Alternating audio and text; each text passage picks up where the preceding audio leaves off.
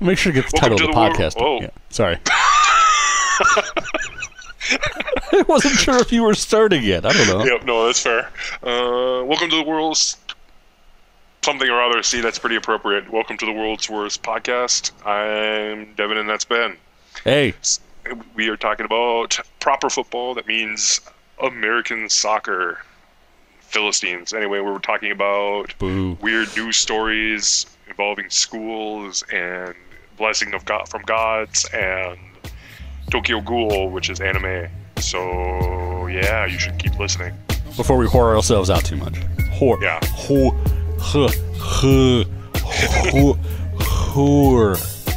Whore. I can't say it. Whore.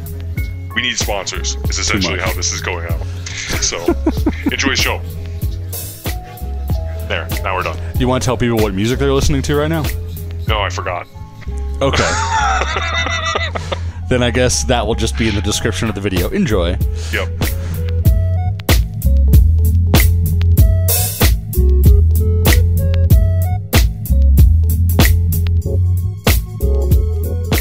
I don't want to admit what just happened there. Well, then don't say anything. I feel compelled to say that much. I don't know. All right. I mean, I leave that up to you. But you want to talk about football? Yeah, we can start talking about football. Well, actually, do we want to start with, I feel like we should probably always start with, since these are the early days, set a pattern. Do we want to talk quick about like what's been going on? Just, yeah, dude. Personally, before we launch in, or? Works for me. Okay. Well, do you want to start or should I? I'm going to that stupid wedding I told you about. Oh, yeah? Ugh. Enough free food to convince you? No. My dad wants me to go. Oh, yeah. Family obligation. That'll get you every time. Yeah, well, the only member of my family that I feel obligated for anything. Right.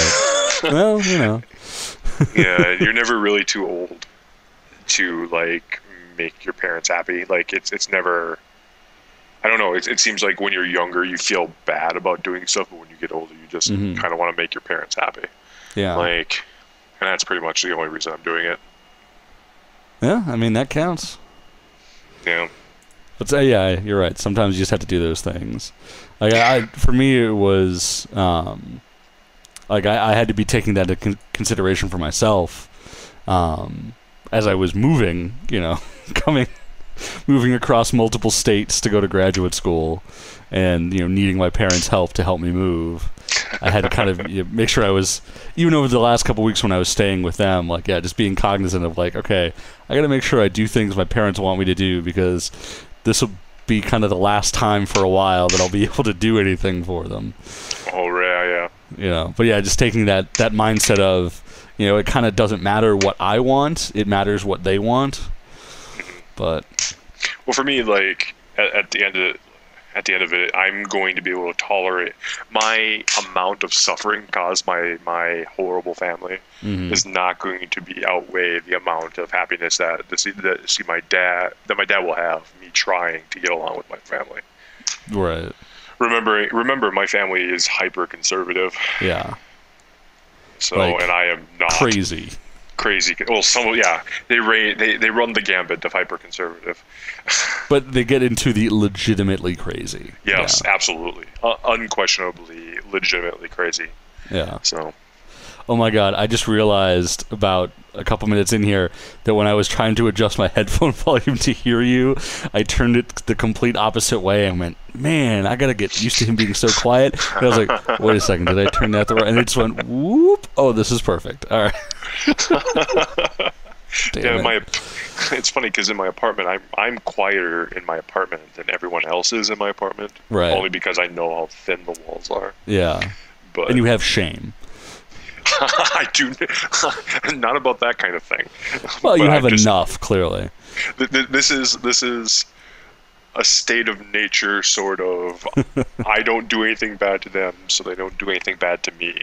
Right. I'm quiet, so they're quiet. All right. That's fair. Also, it gives you something to go to if they're not quiet. You're exactly. like, hey, I'm quiet. Exactly. I feel bad, but that's kind of the way that I approach, like, in my job when I'm dealing with, like, frustrated customers or talking to, like, the people I supervise about dealing with frustrated customers.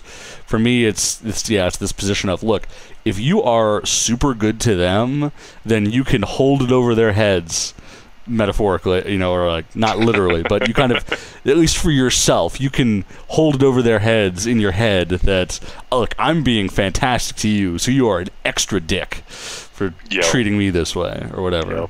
But yeah, it's being nice as revenge is almost like ethically dubious, perhaps, but fuck it, it feels good. I agree. So what's been going on with you? Yeah, outside of moving, like I mentioned before, like just getting used to living here.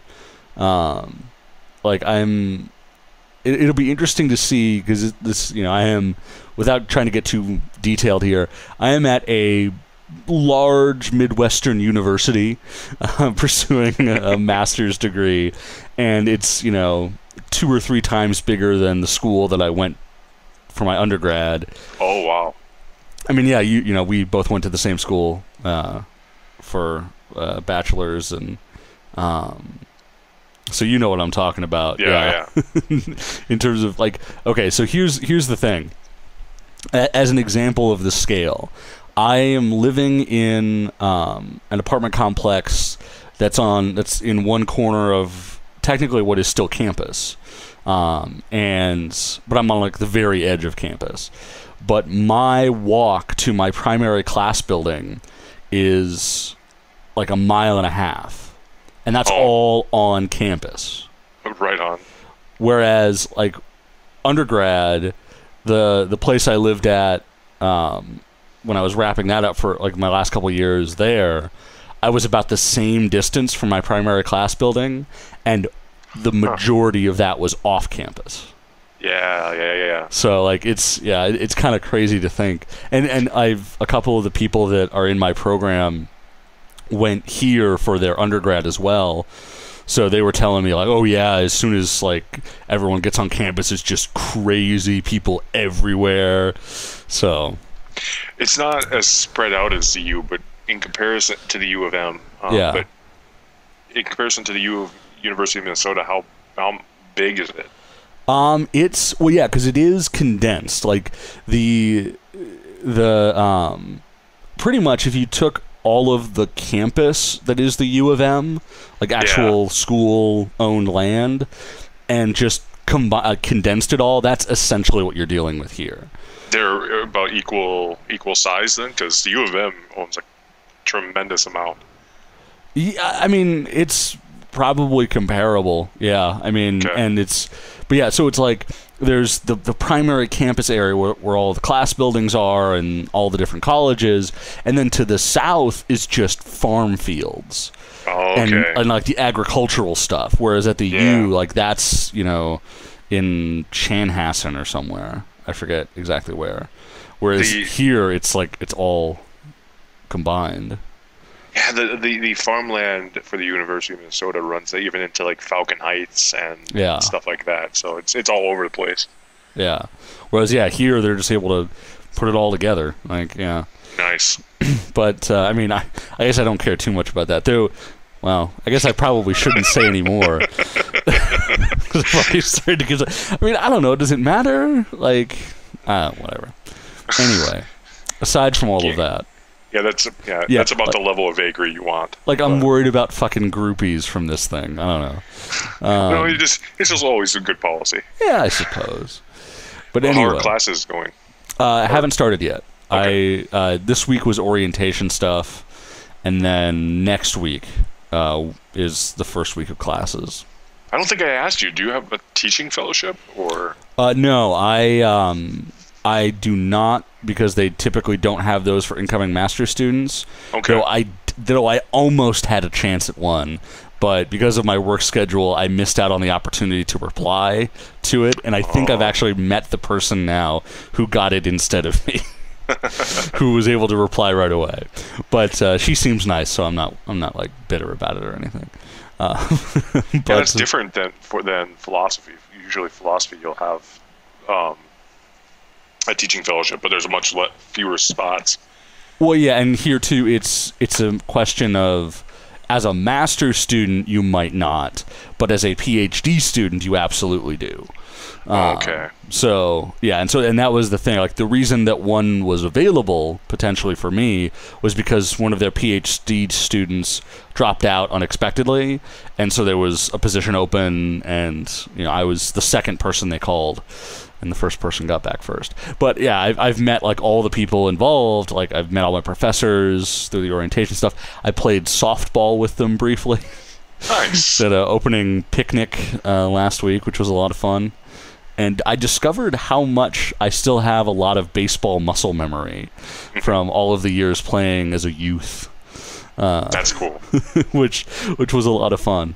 But yeah, otherwise, yeah, it's just been like getting used to living out here in a different state, and it's just like all of the weird little things that are different.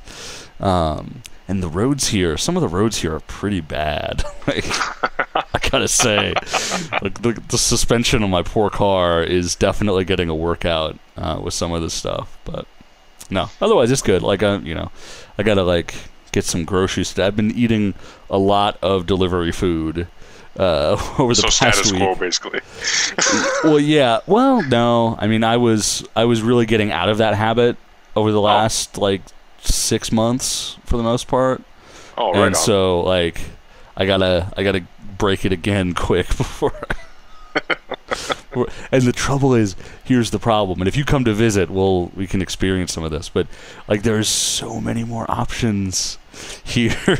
Oh, I believe it. Like, it's so easy to get a variety of stuff. There's this Korean barbecue place like down the road from where I live. Very nice. Which was, I mean, I've never had Korean food before, but it certainly tasted good, like what I got. It seems that it's weird.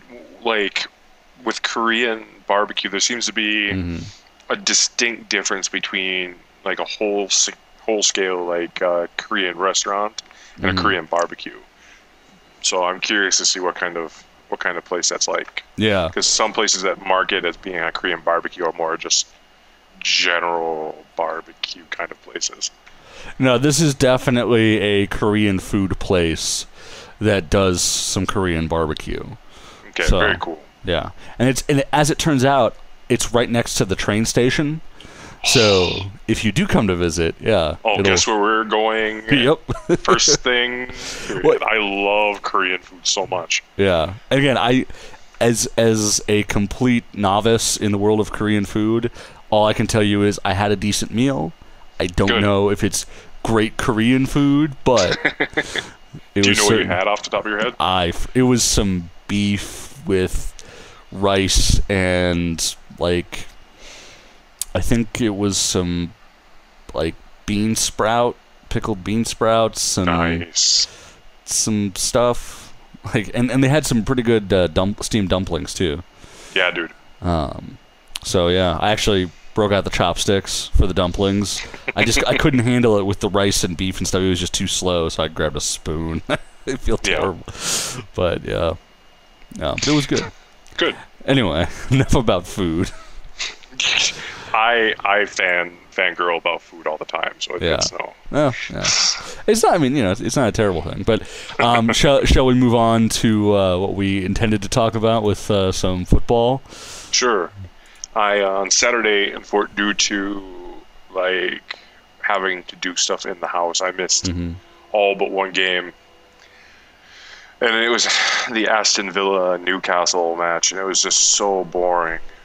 That ended up 0-0, didn't it? Yeah, it was so boring. Did you get a chance to watch today?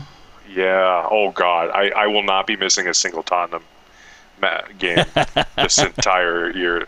That was also a boring game, I have to say. But I missed 15 minutes due to technical issues, and then so I missed the first match. First goal. First goal. But did you see the Christian Eriksen attempt at all?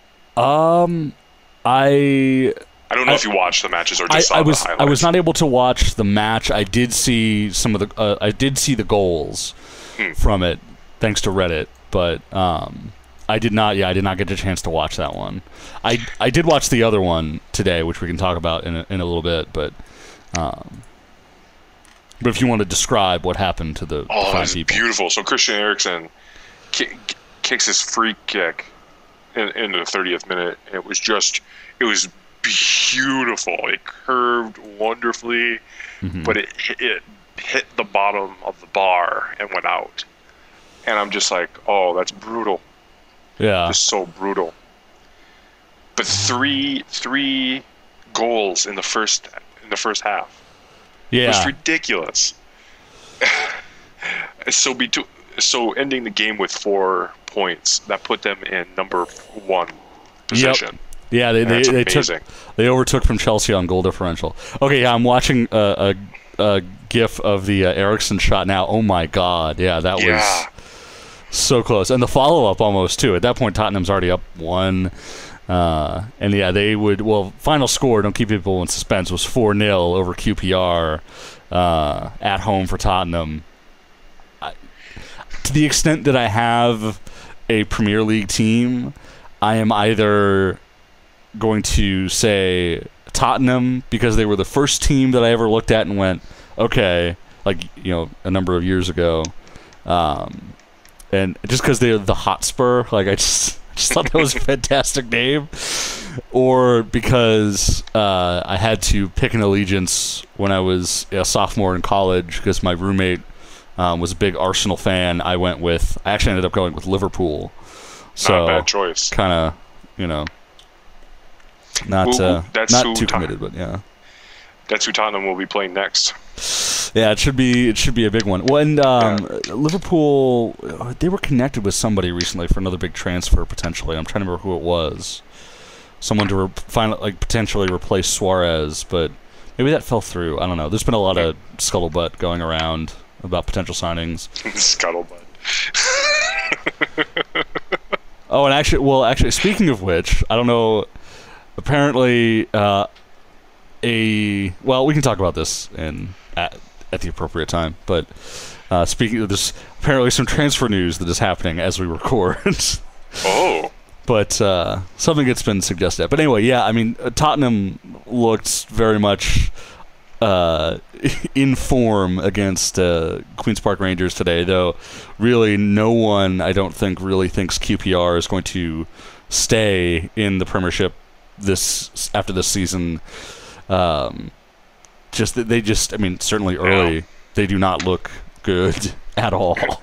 They're in 20th position, so yeah, it's not. I mean, after 2 matches, awesome. But yeah.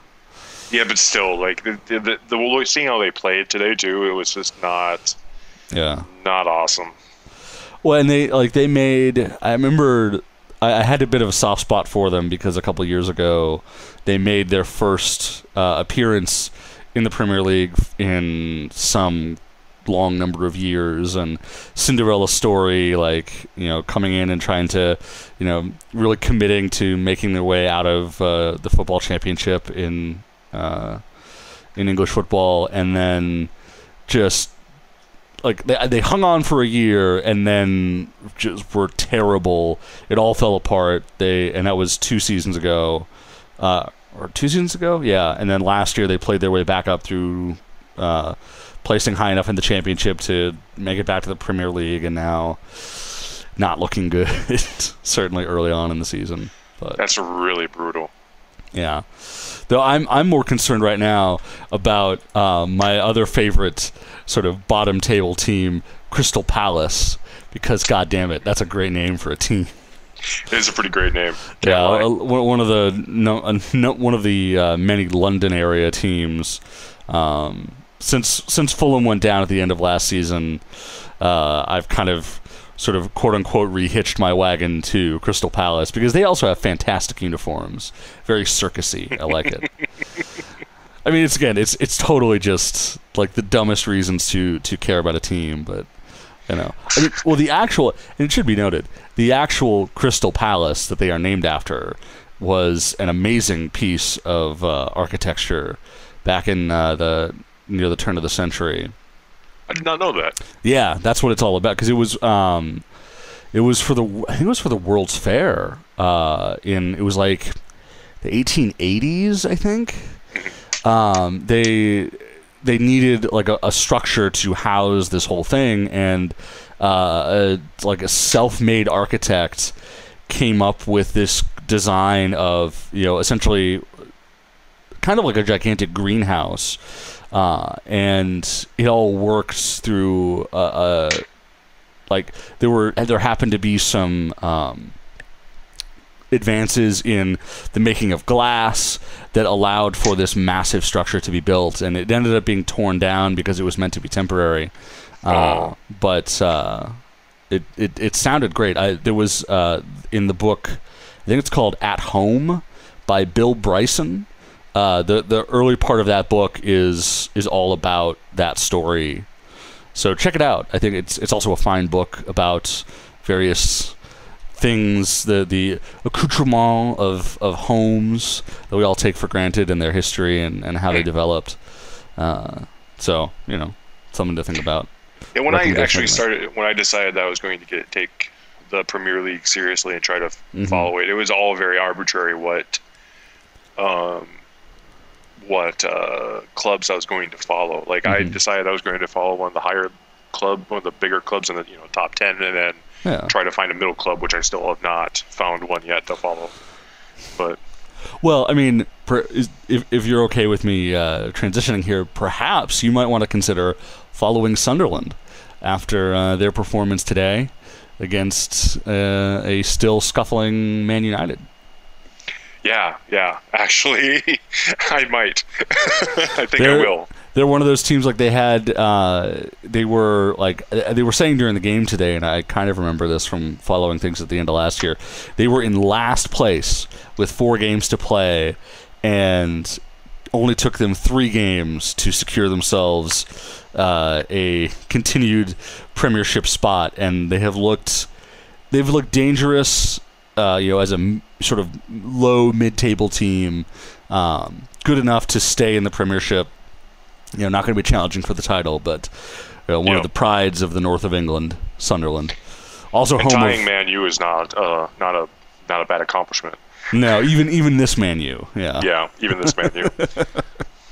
It was, and watching that game, it was Man U definitely had some chances, but it really looked like, especially they struggled to finish.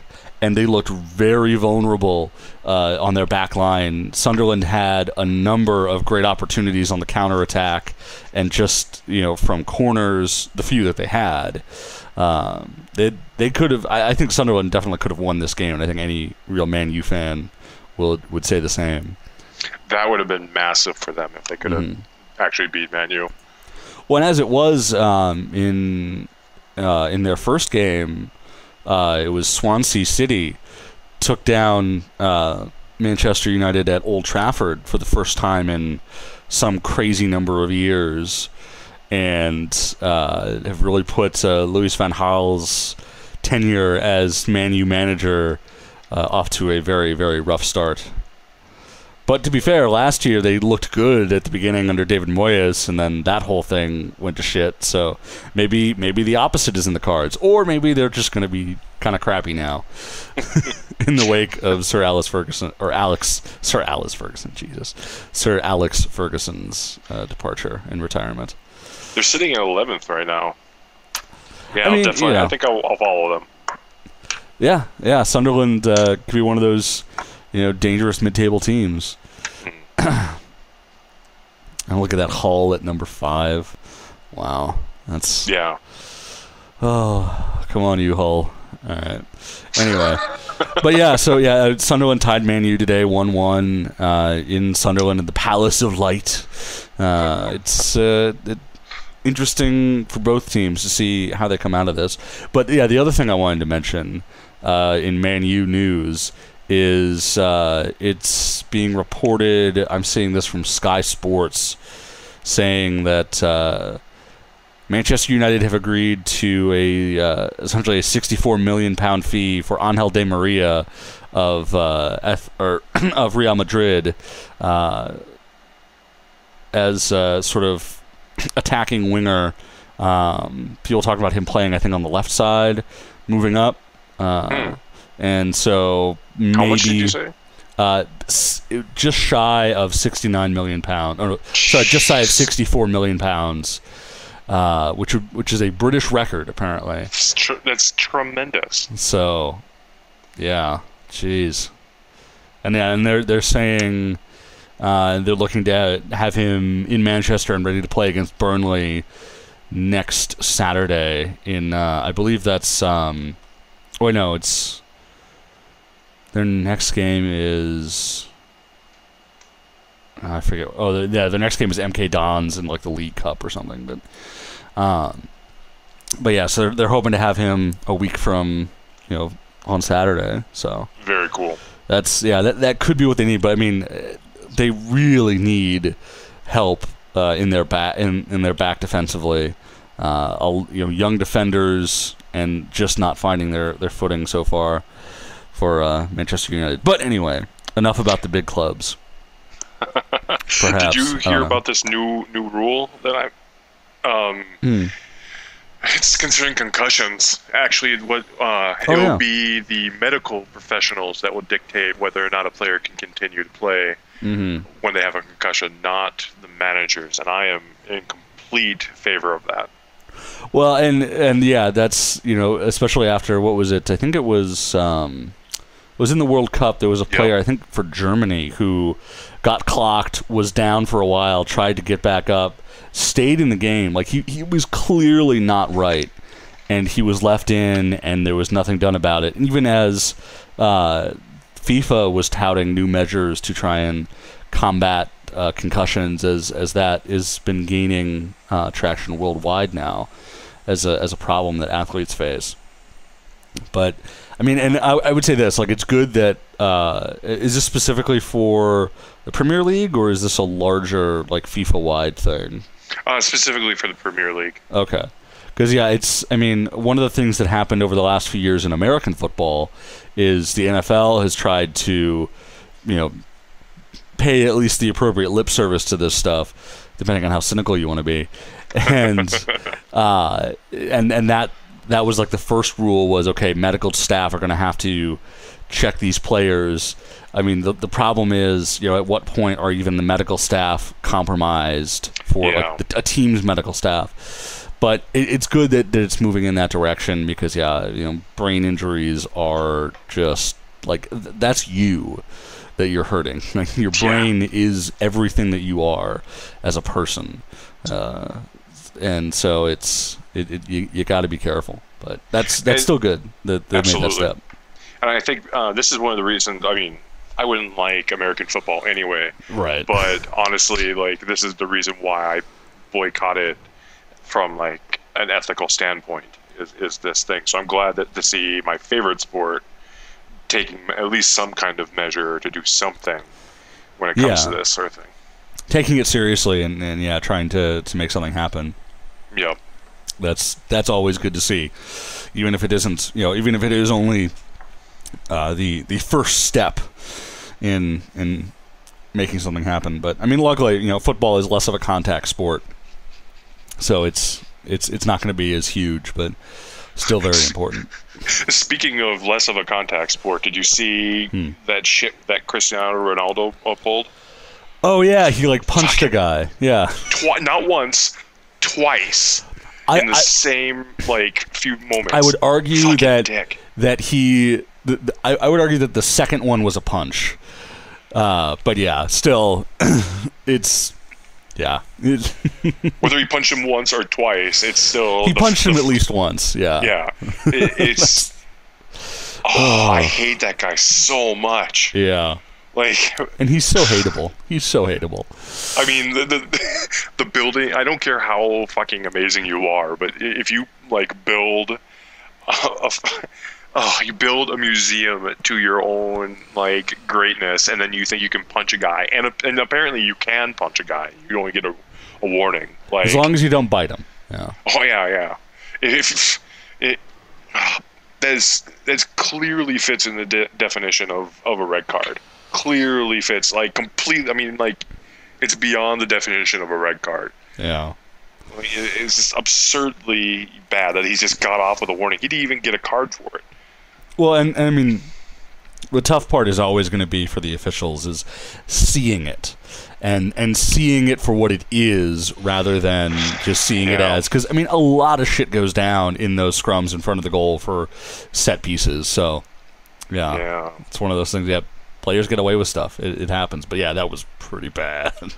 That's about as bad as it gets, other than biting, obviously. Yeah. But, and that, by the way, of course, that Suarez bite was, like, in the open field. Like... It was so bad. Oh, it's comical. Yeah.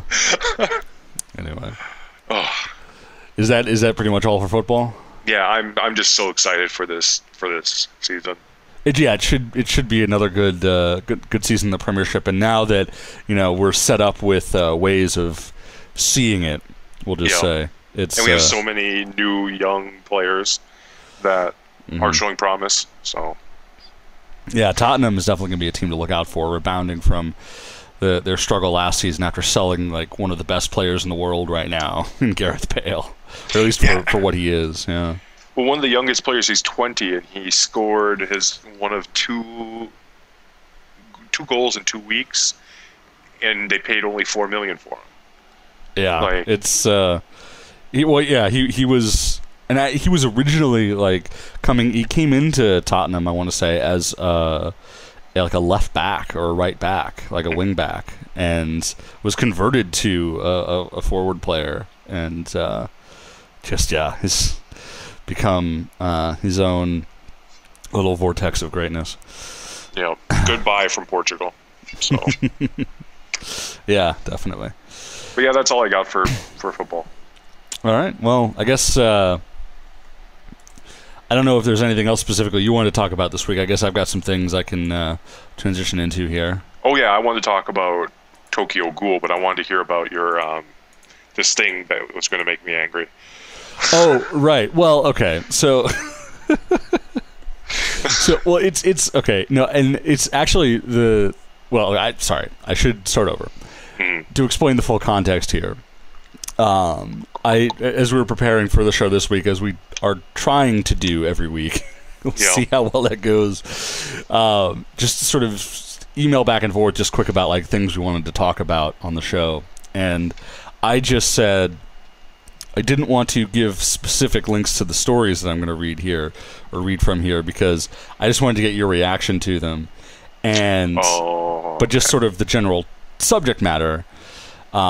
Just because, this is this is just the headline is just fantastic. So we are in of course, as I suppose it should be, the great state of South Carolina for this one, and this is this is straight from NBC 12 in South Carolina, and this is the headline. Oh, I gotta focus here. All right.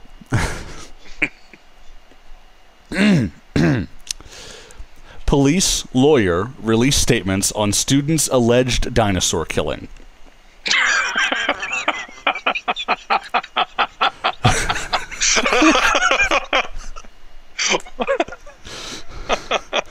What? Yep. So a high school student in South Carolina was arrested in school and then suspended after writing. Well, a high school student who says he was arrested and suspended after writing about killing a dinosaur using a gun in a class assignment. Has hired a lawyer, and they're going to try to sue the school over the arrest. Apparently, what happened was there was an in-class assignment where the students were asked to write sort of fake social media status updates, which why? Yeah. But he wrote, this kid wrote 2 statuses. One was saying he killed his neighbor's pet dinosaur, and then the second one said and this is quoting him, quote, in the next status I said I bought the gun to take care of the business. And so apparently the teacher flipped out when they saw something about, a gun and taking care of business, and called administrators, and the student was asked about it, and apparently he was really frustrated by the whole thing, and so responded, they say somewhat aggressively. I mean, who knows what's going on, exactly what happened there, but which led to the kid getting handcuffed and suspended, and over what I wager is a complete joke. Yeah, just dumb stuff. But at the same time, for all that said, there was something that the lawyer who's become involved in this said that just tweaked me in the worst way. This is a statement from the lawyer on this subject. This is a perfect example of political correctness that has exceeded the boundaries of common sense. It's not political correctness. What the fuck? Yeah. It has nothing to do with political correctness. Not at all. Holy shit. They reacted to what they perceived may be a physical threat to children. And given the current social climate, we do have to have some kind of concern, but it's not political correctness. And again, I agree that the school overreacted, and that that things were taken out of context from what I can tell, and it was not handled well at all. But to just throw out the sort of Pavlovian bell of political correctness to the wrong kind of people are going to latch onto that and do the wrong kind of things. Or think the wrong kinds of things about this whole situation as a result of that. But I wonder how much of this was...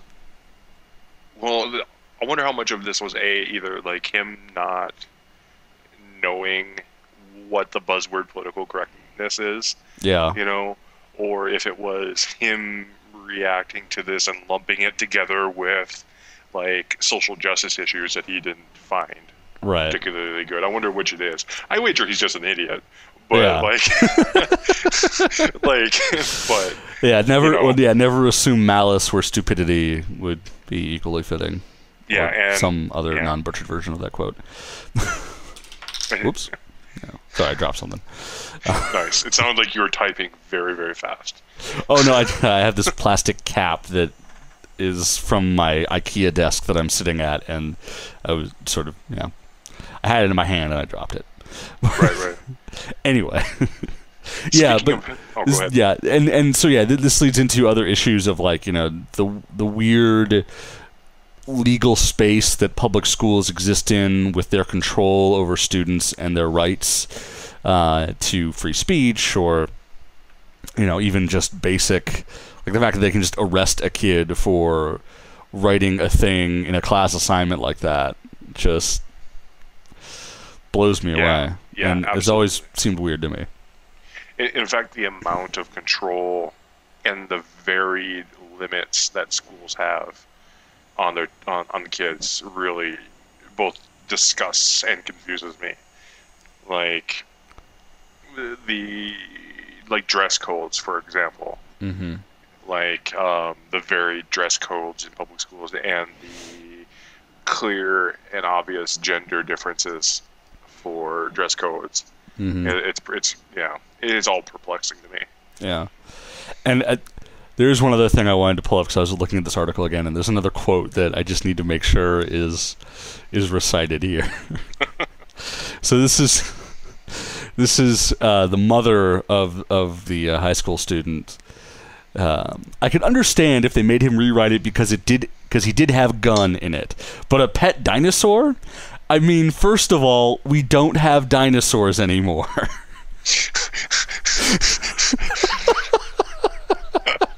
I mean, we used to have a reserve of them, but now I they're mean, just depleted. first of People all, just we shot them don't with have guns. dinosaurs anymore. It's like, what the?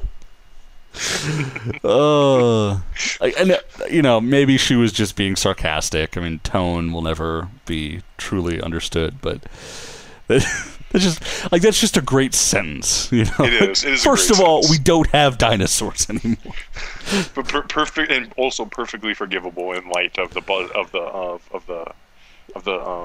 political correctness.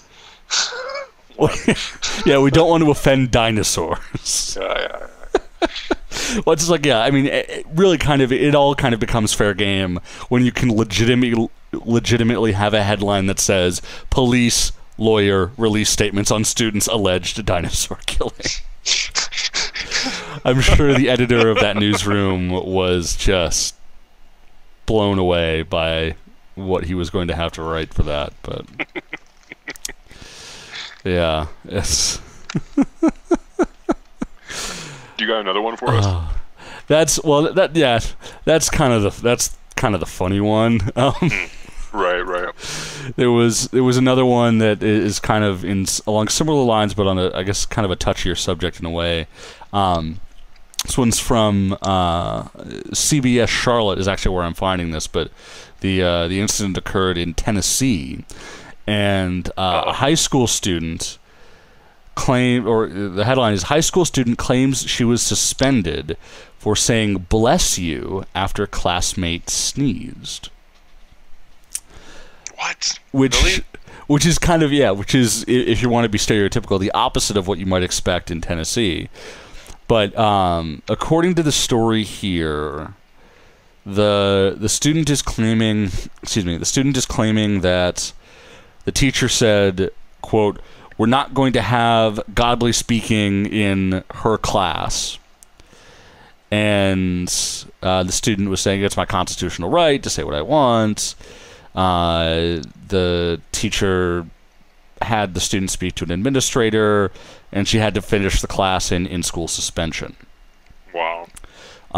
The official word from the school that was told to the student's parents was that the student had shouted "bless you" across the room, and that was deemed to be, a classroom distraction.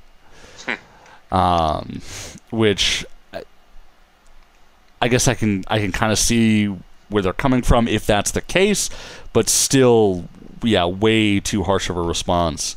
But what's interesting to me about this particularly is, again, it's that weird place where public schools exist in this sort of free speech context, and the extra, the long-standing legal sort of bubble they exist in, to be able to clamp down on even little things like that if it's deemed detrimental to the learning environment or something. It's very strange, and I say this as someone who does not affiliate with any religion. It's weird to me that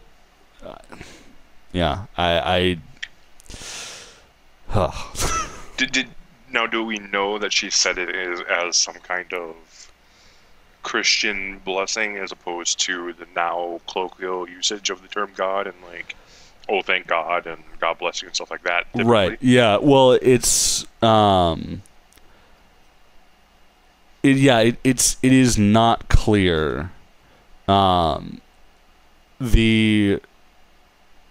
There's also a quote from the student's youth pastor, so clearly she identifies as Christian. Okay.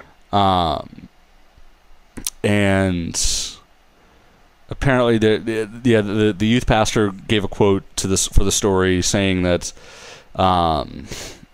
this particular, well, I guess I'll read the quote to try and not say it incorrectly, but the youth pastor was saying there were several students that were talking about this particular faculty member there that was very demeaning to them in regard to their faith.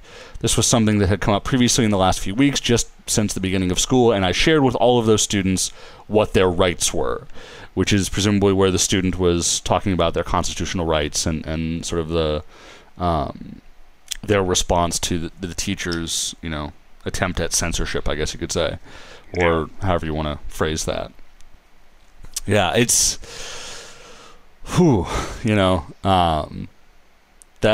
it's a tough situation, and I think what I kind of see in this is that on both sides you have people who were ready to stand up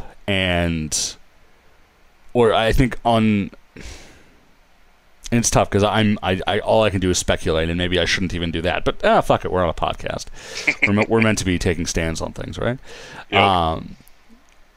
My sense of this, again from greatly removed distance, is that you have a teacher who is trying to clamp down on some of that stuff. Perhaps they see it as detrimental to the learning environment. When I say that stuff, I mean, clearly religious things, and statements and that sort of thing. And on the other side, you have a student who has been consulted by people that, who are from their faith, who clearly who cares a lot about their faith, being told that, it's important for you to resist that because you shouldn't have to be quiet about it, and regardless of who's right in that, I mean, I guess I would, again, as someone who is not affiliated with any religion, I would actually agree with the notion that the person has a right to say bless you. I mean, I don't think it's smart for them to shout it across the room if that's what happened, but I think I would say that the teacher was in the wrong on this one, not knowing any more of the details of exactly what happened. Yeah, prima facie, it just seems like such a silly practical issue. Just ignore what happened and move on to the class. If it was such a disruption, it's not going to be a disruption if you just ignore it. Yeah. Or just find another way to address it. But looking at it from the standpoint of, well, this person's had a this teacher has had a clear arguments before in her class and stuff like that. Yeah. It seems to be kind of a matter of this teacher being more touchy about it and stuff like that, because this was such a silly thing, and I agree with you that the teacher is in the wrong just on the face of it. Yeah. I'm absolutely with you on that. Mm-hmm. And it's unfortunate because one thing that always gets me a bit about these situations is that on what you end up with are two people, the student and the teacher, who are only going to feel more reinforced in their beliefs, in their pre-existing beliefs, as a result of this interaction, which is really unfortunate. Negatively. Yeah. That way they're going to be more defensive about everything. Yes. Yeah. It will become more of a sensitive issue. They'll be even touchier about it, and that's no good for nobody. I agree. So anyway, I guess that's kind of it for serious news. It was just this alleged dinosaur killing, and then the legitimate question of where student rights with otherwise unquestionable rights guaranteed by our political system being taken from high school students and younger just because they're kids, I guess. I don't know. Yeah, it's weird that idea. Well, it's weird the concept of rights by its. I mean,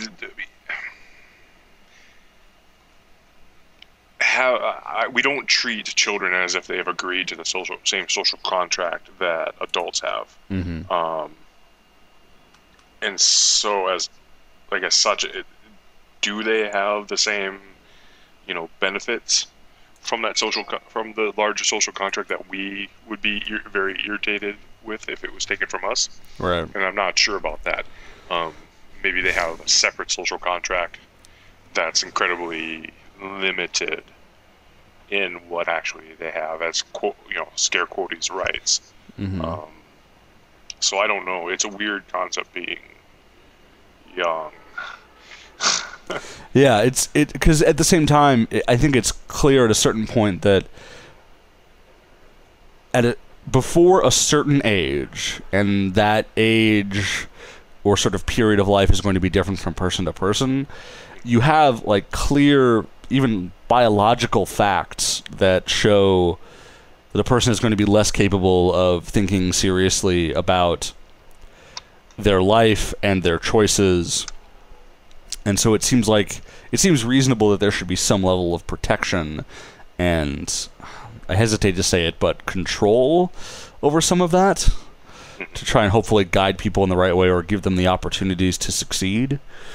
But of course, then you open the whole can of worms of, well, what is the right direction, or a right direction, even if it's a broad direction. How do you make those choices, and how,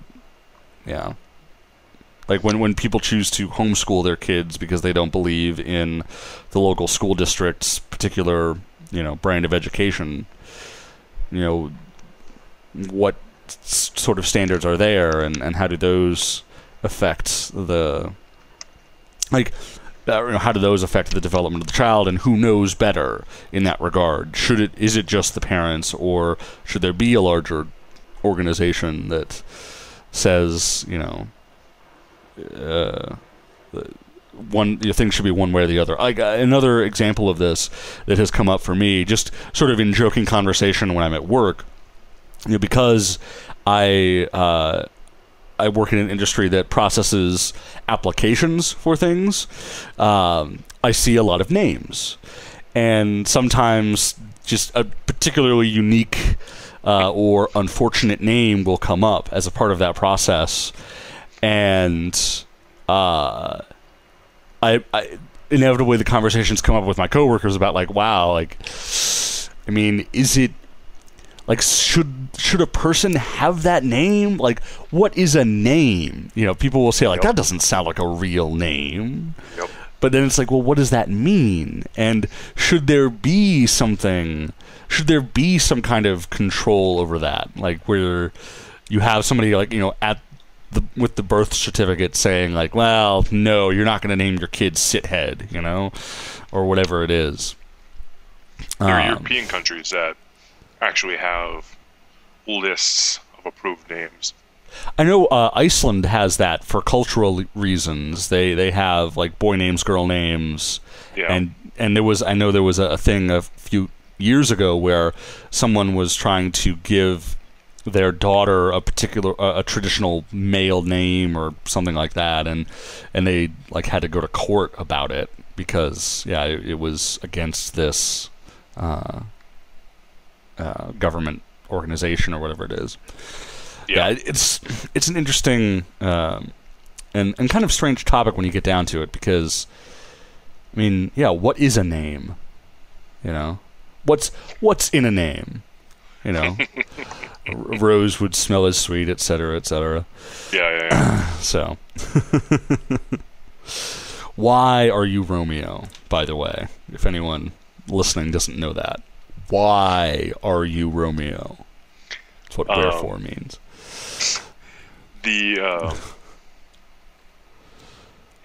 I have nothing more to say on this. Yeah, no, that's kind of peters out there. I thought I had something to say about this, and then I was like, you are full of shit. You have nothing to say here. Just end it. That's, we're... Yeah, it's okay. So there's one more thing I wanted to talk about then that has just come up in the last couple days. Mm-hmm. That I wanted to just get out there because it's this really cool thing that's being created. There's this game available on Steam. I don't know. I guess I don't want to tell people to go buy it because I don't know if I want to really go that route. But it's being independently developed. But it's based on this book called Bedlam by the Scottish author Christopher Brookmyre. And he's working with a team of people to sort of adapt the movie into a video game, which is and I've been playing a little bit of it. It's in Steam Early Access, so they're not finished with it yet, but you can like go and like buy it. I think it's like $15 and play through what they have, and they're constantly putting out fixes, and they're like there on the Steam forums for the game saying like, hey, let us know about bugs, and they're like getting back to people right away. It seems pretty cool from the interaction so far. But yeah, it's like this. Apparently, it's meant to be like this tour through old first-person shooters. Like the opening levels are like the main character female, which is cool. Yeah. Like she's accidentally transported into the world of a game that she played as a teenager, and it's like this. It's this sort of like Quake clone, where it's like crazy space, but way more colorful than Quake ever was. If anyone listening knows anything about Quake, and it's really cool. I think it's pretty well written and fairly well voice acted, especially for something that's still in progress. But it's this really cool look at game culture in little bits and pieces, and also just what games were at that time. And then apparently it'll go into other genres. There were mentions in the forums about getting to some kind of World War II shooter, like early Call of Duty stuff, which I think should be interesting to see. And it'll also be interesting to see how they pull off the different graphical styles, because they've done a pretty good job making an homage to early alien-based first-person shooters. I can say from experience. But cool. Yeah, it's really cool. And also, I love a good Scottish accent, so I'm kind of smitten, we'll say. Right. It made me go back and listen to more Frightened Rabbit, which isn't necessarily a bad thing. Yeah. Except for my mood. It kind of Frightened Rabbit makes me sad. For very good reasons. Yeah. But yeah, I don't know. I kind of want to throw that out there. I don't really know if that is going to mean anything, but I don't know what I think about early access. It is tough. It's a really weird thing, because it's so many games are using it now, and like it's real easy to cross a line into like, should people be paying for this? Is this just a scam? Yeah. And it's it's tough. Like, on the one hand, like, there are games like Don't Starve, which was is a really good game that came out on early access and is now coming out on like PS4, and I think it's on PS3 and Xbox 360.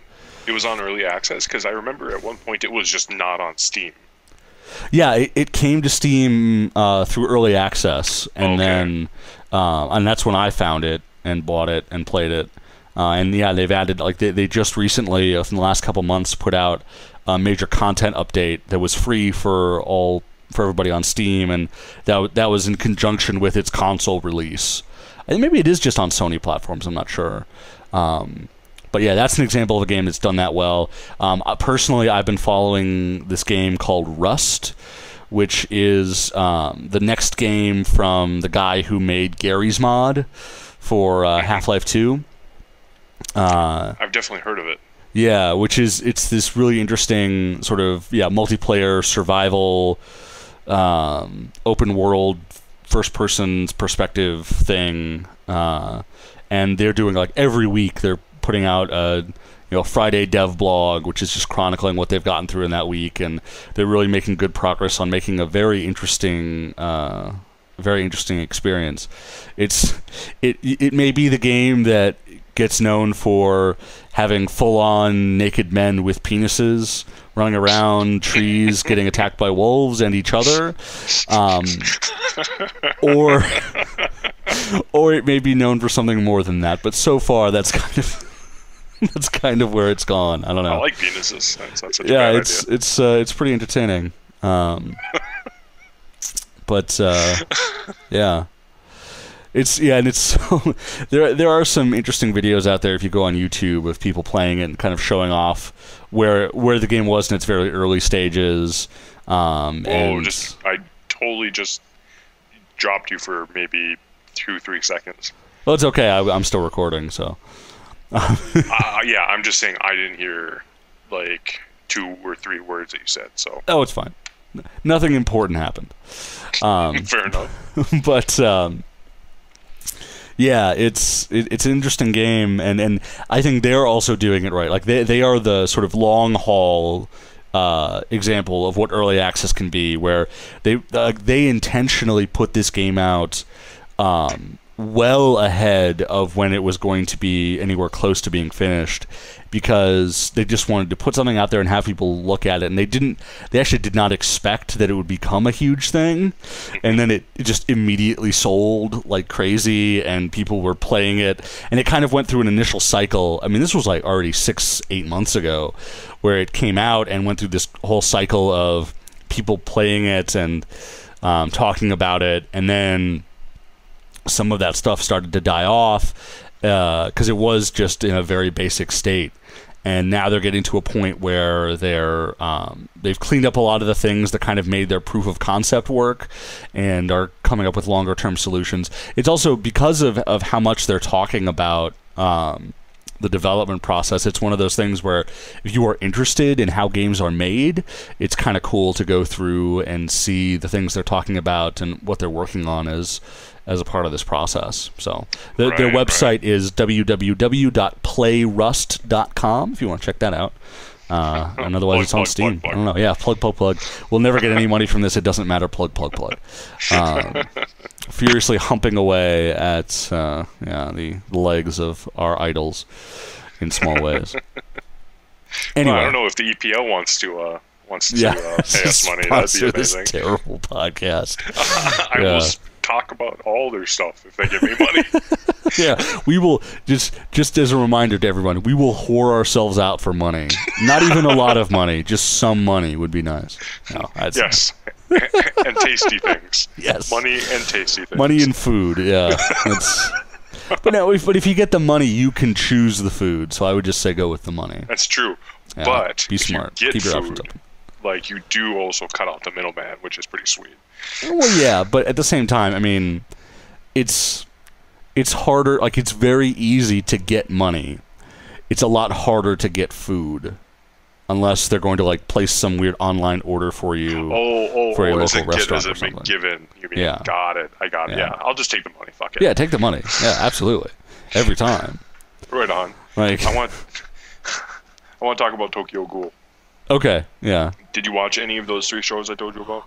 I thought those were for a different time, so I did not watch any of them. All right. I thought you were trying to say that, like, this is the stuff to watch for next time. Nope. Next time I want to talk about CGP Gray's video, which we will be putting into the description, the link to, so then you can have some homework if you are listening to this and care enough to do that. But you, Ben, need to listen to that video. That's otherwise it's going to be a really boring, really shitty one-sided conversation. Yeah, I'll do that. I'll have time. It's only 15 minutes, so it's pretty short. But these shows, I think everyone should watch. And due to everything going wrong, I only have a review of one of them. Unfortunately, the first episode of one of them. Sure, but you got to start somewhere. Yeah, dude, I'm all right with the amount that goes on. That went wrong. I'm happy I'm even here being able to talk about anything intelligently. So all right. So I've been watching some new very, very cool animes lately. They're ongoing series, which is great. Kind of. The problem with the ongoing series is that you have to wait for the next one. You're like, no, it's horrible. Anyway, yeah. Instead of being able to binge through all the episodes and then feel really sad that it's over, and now it's like how Firefly fans feel every other year or so when they remember that it's all over. Whenever the mention of Firefly happens, yeah. Basically. But I'm watching Tokyo Ghoul. Barakamon. I'm butchering that. It's Barakamon. And then I'm also watching Terran Resonance. But Tokyo Ghoul is absolutely phenomenal. Like every single episode, I've been giving it 5 stars. Like it's I have not been annoyed even once. And I'm sorry. I really like that the specific word is annoyed, not like turned off or otherwise disappointed, but just annoyed. Like annoyance is your primary concern. Whenever a show does something irritating, it's always annoying. Something bad, it's always annoying, I should say. That's what turns you off. Okay, yeah, interesting. It's just I want as little annoyance when I'm watching a show as physically possible. So I'll just talk about the first episode. I might actually talk about an episode or catch us up and then try to get us talking to in the future. Catch us up and try to talk about the just out episodes. But I think they're on episode 8 now. Mm-hmm. But anyway, for the first one, I tried really hard to come up with three pros and 3 cons, and I could come up with many pros and no cons that were not completely contrived. And one of the pros, since it starts off, is that it shows the tone of the show immediately. And one of the problems with that is it can be very risky to start things off blatantly. At least for me, it often has the opposite effect than what was intended. But in this, it's completely flawless. I didn't laugh at it at all. It showed we have no problem being very brutal. This is the tone of the show, and then it also sets up for future craziness. And then it just goes off to find 19-year-old, and I'm going to butcher this horribly, Kaneki, and Kaneki, I think it is. He's actually a university student, and he comes into the show as at this very ritzy. I don't know how ritzy it is for Japan coffee shops, but it's a ritzy coffee shop as far by our standards. He has a crush on some girl. Who comes into the coffee shop. He's really he is this very young teenage. He's still a teenager, obviously, since he's 19, but he has a young teenager's concept of romance, of a boy's concept of romance. He wanted to take the girl out to a fast food place. Yeah. And that was going to be the date. And his buddy who's a complete jackass, also has a little kid's concept of romance, but in the opposite direction. Very loud and boisterous, but this kid's very inept. Anyway, they go on a date. She asks him to walk her home because she's concerned about the ghouls. Which establishes that there's something else, and suggests that in the first scene that we saw this brutal thing. I don't want to give too much away because it might ruin it for you, but we've seen that there is something else other than people just walking around. And she's asked because she's afraid of the ghouls, then walks her home and then asks him to come up. Ooh. Yeah, and a little bit goes by, she attacks him. Oh boy. Turns out that from the opening brutality, the opening scene, she was actually from the opening scene. She attacks him, bites him pretty severely, wounds him pretty severely, and somehow these girders fall down on them because they're at this construction site, and he passes out. And there's no way anyone could survive this, right? He wakes up in a hospital, tries to eat the meal that's been provided, and just a little sliver of fish, and he just finds it incredibly disgusting and can't eat anymore. He mentions it to the doctor. Mm-hmm. Doctor just says it's psychological and releases him. Well, he gets home, and he gets home and he has this like care package waiting for his buddy, the obnoxious one that I mentioned from the coffee shop, and he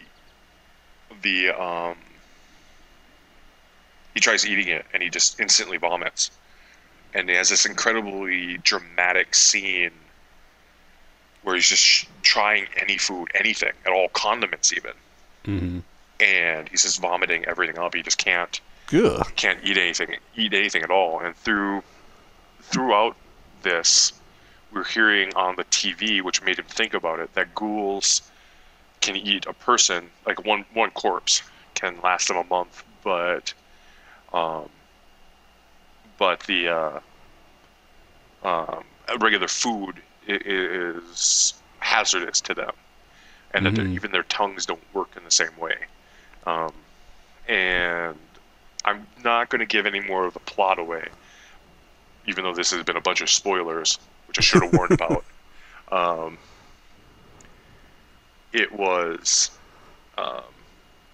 It's an amazing show. The art is incredible, and the voice acting is also incredible. The establishment of the ghouls, this other race of beings other than humans, but a pure human, was organic and clever. Any kind of description of that is going to be that I could give is just going to be terrible. This is going to be awful, but it's an amazing show. Yeah. The only downside that I could see, and it feels so contrived because it's not a downside to me.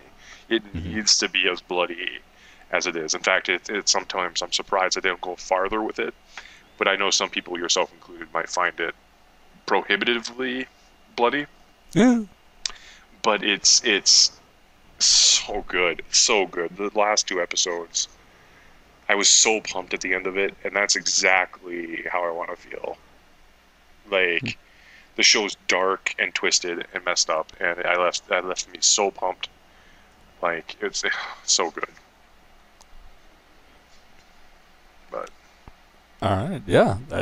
I don't really know what I can add to that, other than I will probably never get the same joy out of it that you do. You should watch the first episode. I'm curious, because I think if you could get past the blood and guts, like, you might actually really like it. And I want to clarify for people for our listener or listeners, however many there may be, that that it's my problem with blood and gore and that sort of thing is not like it's sort of squeamishness, but it's more like I have a really hard time watching suffering, and so because I'm too sort of empathic, I guess, if that's not a total bullshit word. Like, if I see a realistic depiction of suffering for the sake of drama, it either hurts me or it immediately makes me want to turn away, depending on how well it's done. Like, if it's cheap, it's just disappointing.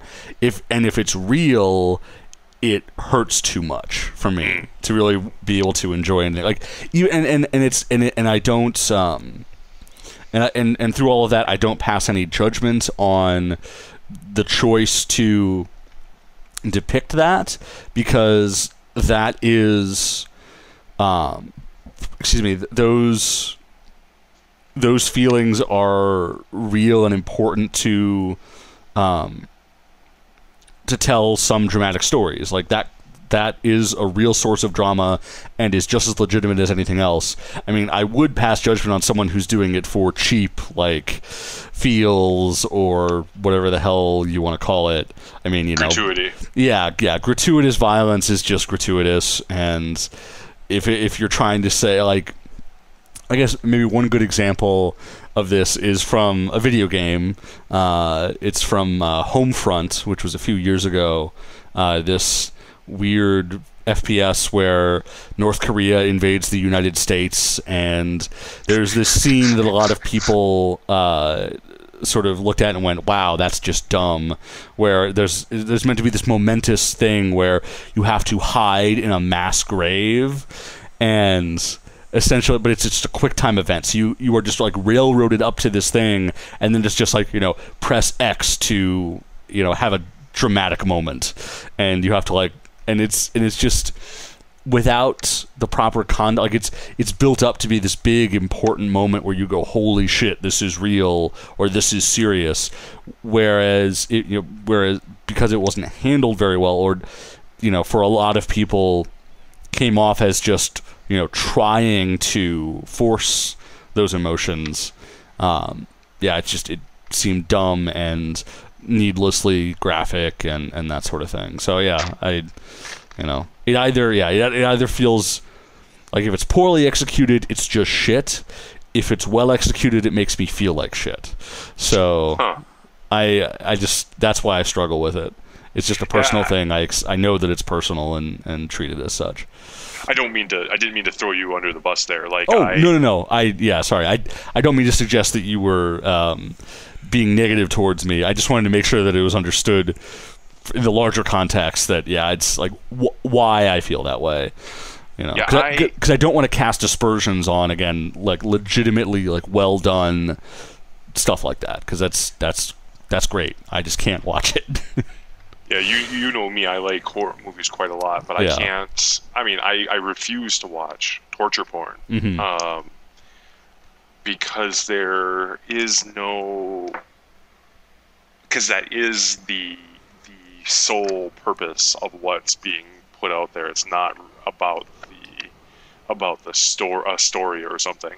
Like, I've seen movies with horrible crap in them, but when that is the entire point, right? Yeah, it's not interesting to me.